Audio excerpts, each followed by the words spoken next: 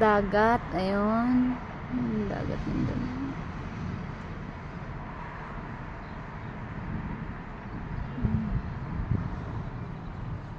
Dito kami sa taas.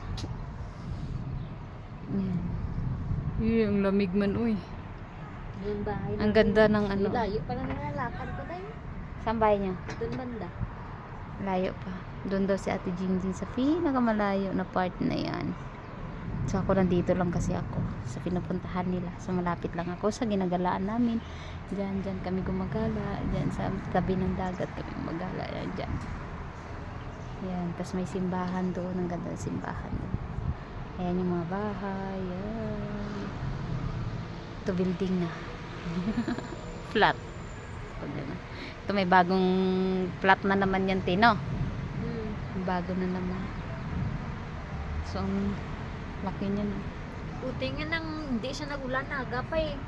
Mamaya ito yung bagsak. Bagsak talaga yan. Sabi nga ng amo ko, di ba? Ang pangit daw ng panahon ngayon. Kaya buti lang hindi kami nakapunta ng Nicosia mag-practice. Na timingan din na may bisita.